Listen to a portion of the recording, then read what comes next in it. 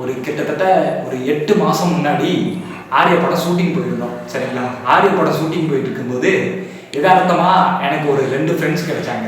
சரிங்களா? அந்த 2 ஃப்ரெண்ட்ஸில் ஒருத்தர் இங்கே இருக்காரு, இன்னொருத்தர் வந்து ஷூட்டிங் இருக்குன்னு சொல்லி வெளியே ஓடிட்டாரு. சரிங்களா? வந்து ஒரு கொஞ்ச நேரம் அட்டன் பண்ணாரு, அதுக்கப்புறம் தெரிஞ்சுட்டு ஓடிட்டாரு. அது பிரச்சனை கிடையாது. சரிங்களா? ஏதோ வந்தாருல்ல, அதுவே பெரிய விஷயம் தான். அன்னைக்கு அந்த ஸ்பாட்டில் ஆர்யா படம் ஷூட்டிங் ஸ்பாட்டில் ஒரு வாக்கு கொடுத்துருப்பேன். நண்பா, என்னுடைய படத்தில் நீங்கள் வந்து என் கூட வந்து நடிக்கணும்னு சொல்லிட்டு. ஸோ அந்த சொன்ன மாதிரியே நான் வந்து இன்றைக்கி வந்து நேற்றுக்கு நான் கால் பண்ணி சொல்லியிருப்பேன் பூஜை போகணும்னு சொல்லிட்டு. அதே மாதிரி வந்துட்டாங்க. சொன்னது செஞ்சுட்டேன்னா செஞ்சு இனி படம் ஸ்டார்ட் பண்ணும்போது கண்டிப்பாக கூப்பிட மாட்டேன். அதாவது பார்த்தீங்க அப்படின்னா நம்மளுடைய படத்தில் ஒரு முக்கியமான எனக்கு வில்லனாகவும் எதிரியாகவும் நடிக்க போகிறாரு. சரிங்களா?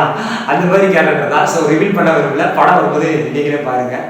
ஓகே ஓகே ப்ரோ, அதெல்லாம் பிரச்சனை இல்லை. நம்ம எல்லாம் ஒன்றா தான் இருக்கோம். பண்ணிடலாம், கவலைப்படாது. ஓகேவா? ஃபைன். இன்னும் நல்லபடியாக பூஜை போட்டு முடிச்சாச்சு. அடுத்த ஜனவரியில் படம் ஆரம்பிக்க போகிறோம். ஆடியன்ஸ் பார்ப்பாங்க, கை தட்டுவாங்க. கவலைப்படாது. ஓகே, பார்க்கலாம்.